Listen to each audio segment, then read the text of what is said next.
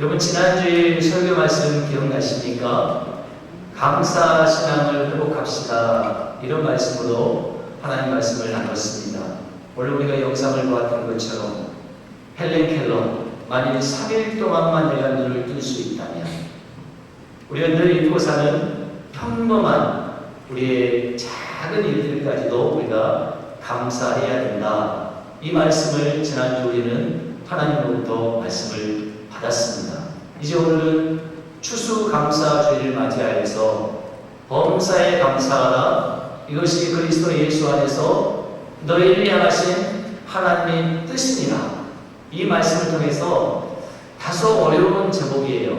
파스 유카리스테오라는 헬라어 말씀의 제목으로 말씀을 받도록 하겠습니다. 여러분, 본래 범사에 감사하라는 말이 무슨 뜻일까요? 범사. 우리가 어떤 환경에 처해 있든지 기쁠 때나 슬플 때나 everything, 모든 일을 감사해야 한다. 이렇게 우리는 알고 있어요. 하지만 오늘 범사에 감사하라는 말씀은 단순히 그런 차원만의 말씀이 아니라는 걸 여러분 아셔야 돼요. 오늘 이 말씀의 의미를 우리가 바로 알기 위해서는 이 데살로니가라는 이 도시와 또 이 교회의 이 환경을 우리가 먼저 이해해야만이 도대체 저 말이 왜 범사에 감사하라는 것인가, 왜 파스 유카리스테오라는 말씀인가, 이걸 우리가 바로 알 수가 있어요. 여러분, 데살로니가는 어떤 도시냐면 우리 캘리포니아로 말하면 북가주가 있고 중가주가 있고 남가주가 있잖아요. 크게는 북가주와 남가주가 있죠. 그리스의 헬라라는 것도 크게는 위에 북쪽에 마게도냐가 있고 남쪽에 아가야라는 두 지역으로 나뉘어져요. 그런데 데살로니가는 바로 위쪽에 있는 마게도냐의 수도입니다. 그런데 로마가 제국을 확장해 가면서 이 데살로니가가 이 제국의 이 말발굽 아래서 그냥 편입해버려요. 그냥 로마 편을 들어버립니다. 손을 들어버린 거죠. 그래서 아마도 당시에 수많은 도시 가운데 가장 큰 혜택을 받았던 도시가 바로 이 데살로니가라는 도시예요. 그래서 가장 로마다운 도시가 과연 어떤 도시냐라고 손을 꼽으면 첫 번째는 빌립보입니다. 왜냐하면 빌립보라는 곳은 로마의 퇴역 장군들이 이주해가지고 건설한 도시이기 때문에 그 자체가 리틀 로마였어요. 리틀 로마, 빌립보라는 곳이.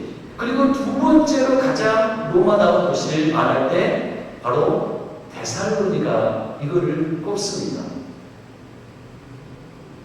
자, 그런데 데살로니가가 이런 로마다운 도시이다 보니까 도시 전체에 흐르고 있는 정신이 뭘까요? 그것은 바로 로마의 힘의 정신이에요. 로마가 추구했던 힘, 파워, 이게 이 힘의 철학이 로마 전체를 뒤덮고 있었습니다. 그리고 종교적으로는 크게 두 가지 기둥이 있었는데 첫 번째가 뭐냐면 디오니소스라는 종교였습니다. 이 종교는 뭐냐면 쉽게 말하면 요즘 말로 번영의 종교예요. 축복이라든지 성공이라든지 형통, 잘되는 뭐 적극적인 사고방식, 무조건 잘되고 배우고 잘 사는 것, 이게 디오니소스 종교의 핵심이었어요. 그러다 보니까 그들이 섬기는 신전에는 거대한 참 성적으로 문란한 성적인 상징물들이 이렇게 만들어놨어요. 왜냐하면 그렇게 해야지 번영하고 잘 된다고 생각하는 거예요. 그러니까 굉장히 도시가 문란합니다. 또한 두 번째 종교는 뭐냐면 카리누스라는 종교였어요. 이 카리누스는 실제로 존재했던 인물이었는데 그만 암살을 당합니다. 그러니까 암살을 당하니까 그 형제들이 형의 죽음을 안타까워해가지고 그 형을 신격화를 시켜버리는 거예요. 어떻게 신격화를 시키냐면 카리누스는 죽은 게 아니라 카리누스는 반드시 다시 살아나고 부활할 것이고 그리고 그가 다시 오면 이 데살로니가를 재건할 것이다. 이게 시간이 흐르면서 종교가 되어버린 거예요. 그러니까 보세요. 데살로니가는 로마의 힘의 철학이 공존하죠. 그리고 그 안에는 디오니소스라는 아주 번영의 종교, 우상의 종교가 가득하죠. 그리고 카르니수라는 그들이 섬기는 신들로 아주 뒤죽박죽 되어 있던 도시가 바로 데살로니가라는 도시였어요. 그곳에 누가 들어갑니까? 사도 바울이 들어가서 복음을 전하는 거예요. 여러분, 그곳에서 바울이 전한 복음의 내용이 뭘까요? 여러분, 이 복음의 내용을 우리가 알아야만이 오늘 왜 범사에 감사하라 라고 말씀했는지 우리가 바로 알 수가 있어요.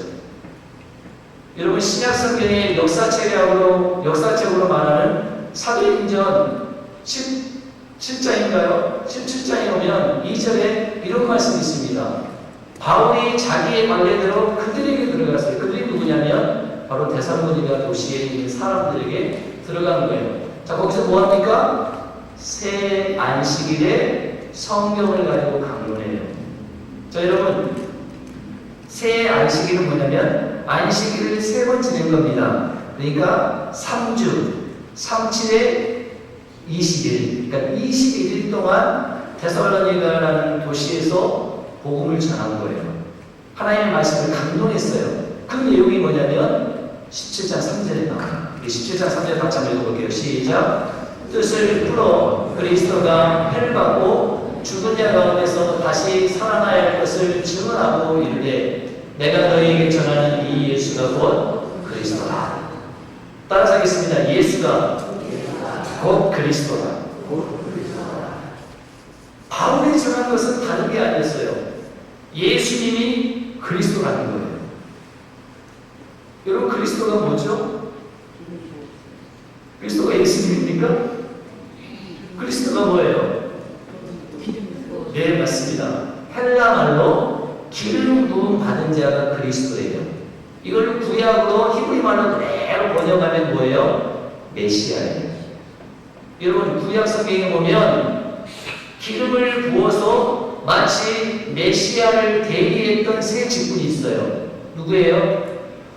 누가 기름을 부음 받습니까? 왕이 기름을 부음 받아서 왕이 됩니다. 두 번째는 뭐예요? 제사장이 기름 부음 받습니다. 세 번째는 누구예요? 선지자가 기름 부음 받아요. 그러니까 장차 이스라엘 백성들은 왕 같은, 그리고 제사장 같은, 그리고 선지자 같은 어떤 메시아를 기대하면서 기름을 부어 하나님으로부터 이렇게 수용을 받는 거예요. 하지만 안타깝게도 이 세 직분은 진정한 메시아로서 기름 부음 받은 자로서 역할을 충분히 했을까요? 못했을까요? 못했잖아요. 수많은 왕들이 세워졌지만, 좋은 왕도 있지만 대부분 다 악한 왕들이 있어요. 그리고 수많은 제사장들이 있었지만 그들이 드리는 제사는 백성들의 죄를 계속해서 반복해서 제사를 드려야 되고, 그리고 그 제사는 완전한 제사를 이룰 수가 없었어요.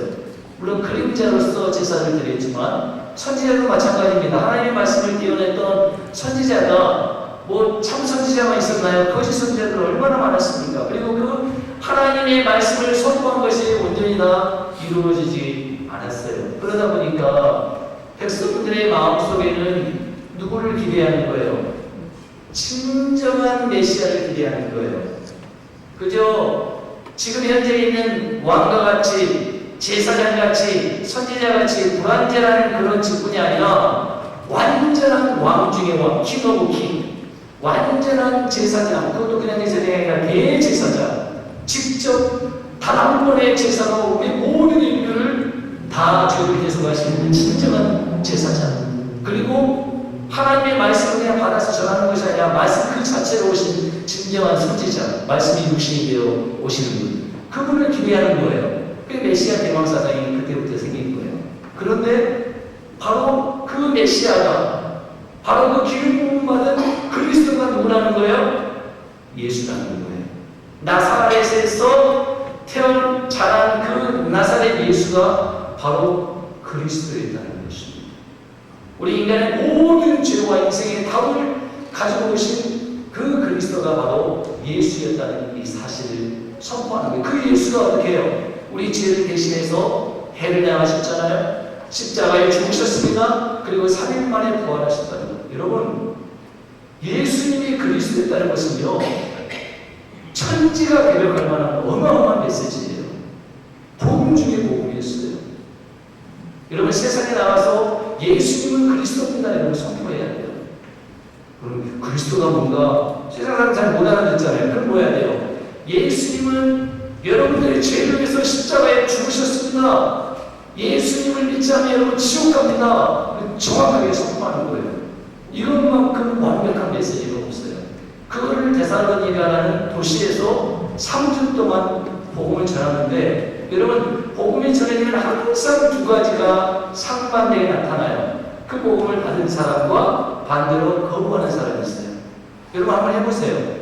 여러분 직장에서 여러분 길거리 지나간 상황에서 예수 안 믿으면 지옥 갑니다. 예수 믿어야 지금 문제 해결받습니다. 예수 믿어야 천국 갑니다. 그러면 어떤 사람은 그 말씀 받고 충격받잖아요.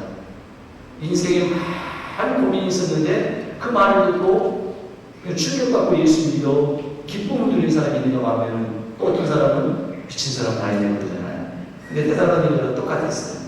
예수가 그리스도라고 하니까 성경에 보면 사도행전에 보니까 불량배들을 동원해요. 유대인들이. 쉽게 말하면 깡패예요. 정치폭력배를 동원해가지고 바울을 죽이려고 하니까 바울이 야밤에 긴급히 도피를 해요. 베레아로 가요. 그런데 그 깡패들이 베레아까지 오잖아요. 그래서 저 밑에 아가에 있는 지금의 그리스 수도인 아테네까지 도망갑니다. 그런데 아테네에서도 무슨 일이 있어가지고 고린도까지 오게 되는 거예요. 여러분, 이런 피난 생활을 하면서 사도 바울이 어떤 마음이 들었을 거라고 생각하세요? 하나님 감사하다. 죽지 않고 살았으니 참 감사하다. 안도의 숨을 내셨을까요? 물론 그러실 수도 있죠. 근데 바울에게는 누구 생각이 났을까요? 여러분 같은 바울에게는 누구 생각나겠어요? 데살로니가 성도들이 생각나요. 기껏해야 3주 동안 복음 전해가지고 이제 막 예수 믿은 초보 신자들이잖아요. 아직 교회 안에 리더십도 세워지지 않는 그 교회, 그 성도들 생각하니까 나는 핍박을 피해서 이렇게 도망 나왔는데 그들이 그 핍박을 과연 이겨낼 수 있을까? 존재조차 미미했던 그 데살로니가 교회 성도들이 그 어려운 부분들을 어떻게 감당할까 고민이 되는 거예요. 그래서 바울이 마치 자기 아들처럼 생각했던 디모데를 어떻게 합니까? 데살로니가로 보내는 거예요. 디모데야, 네가 한번 가서 한번 봐라. 그리고 그 소식을 좀 나에게 좀 알려달라고 그래요. 자, 디모데 갔는데 한 주가 지나고 한 달이 지나고 계속 시간이 지났는데 돌아오지 않는 거예요. 그 바울이 어떤 생각이 있습니까? 드디어 일이 터졌구나. 그렇게 생각하지 않겠어요? 교회가 너무 힘들어가지고 교회 문을 닫았던가, 아니면 내가 보냈던 디모데가 그게 발각이 돼가지고 잡혀가지고 지금 어떻게 됐는지 생사를 알지 못하는 그런 안타까운 가운데 있는데, 천만다행히도 디모데가 온 거예요. 디모데가 와서 바울에게 소식을 전하는데 바울 목사님 기적이 일어났습니다. 데살로니가 교회 성도들이 그 힘든 핍박 속에서도 넘어지지 않고 하나님 말씀을 지키고 믿음 생활 잘하고 있었습니다. 가지고 아주 희소식을 전해주는 거예요. 그래서 바울이 너무 감사해가지고 성령의 감동으로 펜을 들고 편지를 쓰는데 그게 바로 데살로니가 전서예요. 그래서 데살로니가서 1장 2절 한번 봐보세요. 바울이 이렇게 고백합니다. 뭐라고 하냐면, 우리가 너희 모두로 말미암아 항상 하나님께 뭐예요? 감사. 목회자로서 참 힘들고 어려운 세상 속에서 믿음 잘 지키고 말씀 붙잡고 사는 그 성도를 보니까 항상 감사한 거예요. 그리고 기도할 때마다 너희를 기억하는 거예요. 왜냐하면 세 가지 이유 때문입니다. 여러분 1장 3절에 보면 세 가지 이유가 나와 있어요. 너희의 믿음의 역사와 사랑의 수고와 우리 주 예수 그리스도에 대한 소망의 인내를 우리 하나님 아버지 앞에서 끊임없이 기억한다고 했어요. 여러분, 그냥 믿음이 아니에요. 믿음의 역사가 나타나는 거예요. 여러분 예수님 믿으시잖아요. 믿음으로 기도하잖아요. 그럼 우리가 얼마나 믿음이 연약합니까? 그러나 데살로니가 교인들은 그렇게 안 믿었어요. 그냥 믿음을 선포하는 거예요. 근데 역사가 일어나는 거예요. 그냥 말로만 사랑한 게 아니에요. 수고와 희생이 따르는 그런 사랑을 했어요.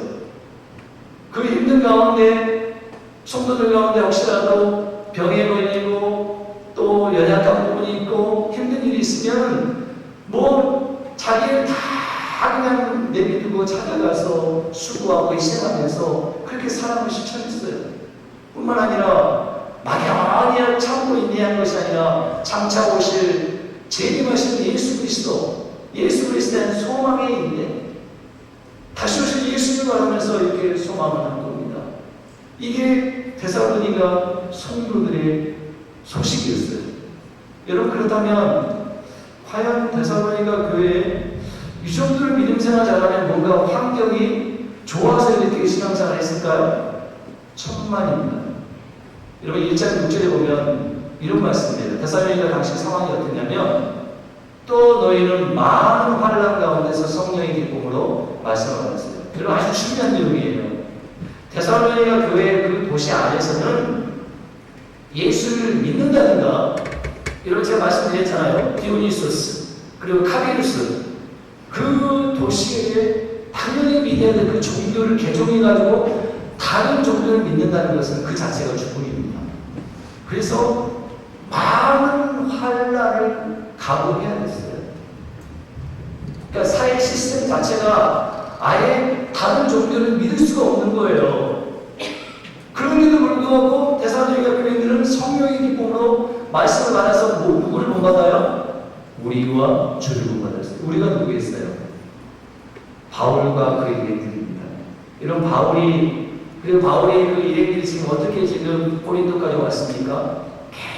계속해서 막 나오고 여러분 한 곳에 정착하지 못하고 언젠가 또 떠나야 된다는 그 사람의 소름 여러분 아십니까? 그런 거 있잖아요. 그것도 밤중에 언제 또 나를 죽이려고 또 들이닥칠지 모르잖아요. 밤새도록 뜬 눈으로 밤을 지새워야 되는 그런 안타까운 여러분도 인생 살다가 그런 경험 있잖아요. 마치 인생의 불청객처럼 찾아왔던 그 어려운 순간들에 잠을 이루는 밤 얼마나 고달픕니까? 잡히면 죽잖아요. 그런데 그 바울을 본받는 거예요. 바울 목사님을 겨우 3주 동안 말씀을 전하고 그냥 훌쩍 떠나버린 그 목사님 본받아서 고달프고 심지어 죽음을 각오하고 이렇게 신앙생활을 하고 있다는 거예요. 그리고 주를 본받았다고 그랬어요. 주님. 여러분 주님의 결말이 뭔지 아시잖아요. 주님의 결말은 십자가입니다. 주님의 결말은 항상 좁고 협착하게 되는 거예요. 낮아지고 겸손하고 데살로니가 교회 성도들이 그렇게 신앙을 지켜온 겁니다. 자, 그런데 데살로니가 성도들은 이런 십자가와 죽음과 고난을 각오하면서 이렇게 살고 있는데 놀랍게도 여러분 3장 4절에 보면 그런 말씀이 있더라고요. 데살로니가 3장 4절에 뭐라고 했냐면 우리가 너희와 함께 있을 때 장차 받을 환난을 너희에게 뭐였어요? 미리 말해주는 거예요. 그러니까 예수 믿으면 구원받고 예수님이 그리스도이기 때문에 그 그리스도를 믿게 되면 내 죄 문제가 해결되고 내가 하나님 나라 가고 천국 가는 것으로 끝나는 것이 아니라 뭐예요? 장차 환난을 받을 것이다. 예수 믿는 것 때문에 어려움을 받을 것이다. 맞잖아요.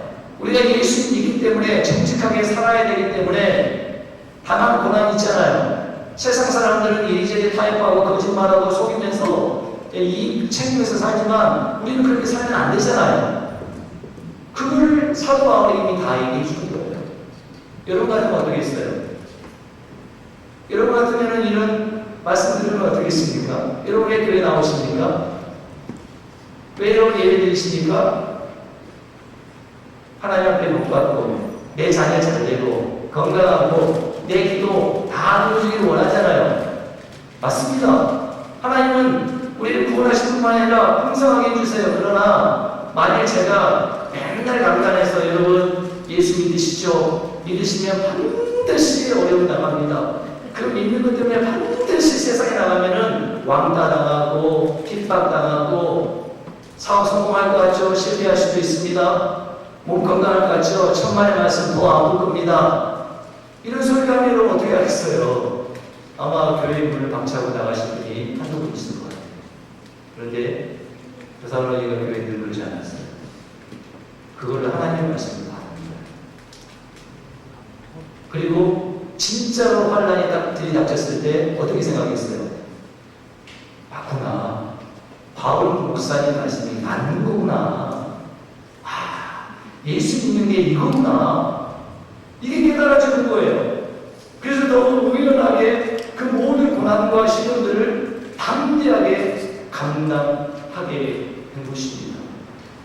오히려 바울을 본받고 신앙만 포기하고 예수 믿었더니 맨날 안 되고, 예수 믿었더니 그냥 사업 실패하고, 예수 믿었더니 자녀들 더 안 되는 것 같고, 예수 믿었더니 맨날 그냥 경제적으로 더 그냥 뭐 돈을 벌고 세고, 예수 믿어봤다 소용없다, 다른 거 믿어보자, 그게 아니라 예수 믿는 것 때문에 장차 받을 환란을 이제 말씀을 통해 받았으니까 오히려 주님을 못 받고 오히려 바울 목사님이 그 발걸음을 쫓아서 그렇게 산 거예요. 이게 여러분 데살로니가 교회의 성도들의 상황이었어요. 뿐만 아니라 저와 여러분의 상황도 똑같습니다. 똑같아요. 반드시 우리는 장차 환란을 당하는 거예요. 그런데 바로 이런 상황에서 주신 말씀은 뭐예요? 바로 그 말씀이에요. 범사에 감사하라. 이것이 그리스도 예수 안에서 너희를 향하신 하나님의 뜻이니라. 이런 범사가 뭐예요? 함자로는 무릇 범자에다가 일사자예요. 우리가 일사롭게 생각하는 모든 평범한 일들, 아까 헬렌 켈러가 그랬잖아요. 3일 동안만 여러분을 둘 수 있다면 우리가 평상시에 즐기는 그 모든 것들을 감사하는 것, 이게 범사, 무릎범, 일사, 영어 성경은 all, everything이에요. 맞아요. 자, 그런데 거기에 그치지 않는다는 거예요. 여러분, 이 범사라는 말은 헬라어로 파스라는 뜻이에요. 몸 아플 때, 어깨 결릴 때 받는 그 파스가 아니라, 여러분, 이걸 몰라도 어떻게 설명해야 될까요? 한 가지 예를 들어볼게요. 그러면 여러분 이해하실 거예요. 어떤 목사님에게 90 먹으신 어머님이 계셨어요. 근데 어머님이 이제 온전 누우신 거예요. 자식들이 보니까 이제 곧 돌아가시게 생긴 거예요. 그래서 자식들이 다 어머님한테 왔어요. 그런데 어머님이 병상에 누워가지고, 야, 애들아, 수선 피우지 마라. 나 죽을 병 아니다. 나 다시 일어날 거다. 그러는 거예요. 아니, 분명히 보니까 곧 돌아가실 것 같은데 어머니 그만하는 거예요. 근데 놀랍게도 그 다음날 자리에 들고 일어서시는 거예요. 그리고 그때부터 어머님이 2년 동안 집중적으로 기도에만 집중하시는 거예요. 평소에도 기도하신 분이었는데 아니요. 90세부터 92세까지 2년 동안 집중적으로 그 연로한 몸이 되도록 교회에 나와서 기도하시고 집중적으로 기도하시는데 92세 생신 때 또 한 번 누우셨어요. 그 자녀들이 어머니 평소에 건강하셨으니까 뭐 또 일어나시겠지 그러는 거예요. 근데 어머니는 안 그래요. 다 부른 거예요. 자식들, 손자들 다 와라. 그러면서 이제 얘기를 하시는 거예요. 병상에서. 나 오늘 천국 가는 날이다. 그러니 내가 너희에게 중요한 말 한마디 하겠다. 내가 유언을 남기겠다. 그러는 거예요. 그 자식들이 귀가 쫑긋하는 거죠. 어머님이 유언을 남긴다고 하니까 혹시 숨겨놓으신 은행 어카운트가 있는 것인가? 아니면 캐시다운을 어디다가 숨겨놓고 이걸 나눠주시려고 하는가? 귀를 쫑긋하고 자식들, 손주들이 다 그걸 모은 거예요. 근데 어머님이 숨을 깊게 들이쉬고 내쉬면서 그런 말씀하신 거예요. 모든 게 감사하다. 그리고 다시 한번 숨을 크게 들이마시고 내뱉으면서 모든 게 감사하다. 그리고 하나님이 안 계십니다. 여러분, 이게 무슨 뜻이겠어요? 어머님이 마지막 숨을 거두시면서 자녀 손들에게 남기신 두 마디 말, 모든 게 감사하다. 여러분, 이게 무슨 뜻입니까? 92년 80년, 90년의 그 평생을 살아오면서 어머님의 인생의 고비고비 그 순간마다 남편을 먼저 보내고 그 사랑하는 자식들을 홀몸을 가지고 그 힘들게 살아오면서 자식들 볼세라 홀로 눈물을 훔치면서 세월 지내었던 모든 순간들, 좌절과 슬픈 순간들을 다 돌이켜 생각해 보니까 어느 것 하나님 없이 된 것이 하나님 없었다는 거예요. 그래서 자식들에게 가장 최고의 유산, 모든 게 감사. 여러분, 자식들은 이 마지막 유월로 충격을 받았어요. 잊을 수 없는, 평생 잊을 수 없는 유월을 받은 거예요. 선물을 받은 거예요. 그리고 그 말을 들은 자녀들, 손주들이 정말 하나님 주신, 교회 주신 평생을 하나님 나라를 위해서 헌신하는 그런 아름다운 삶을 살게 된 것입니다.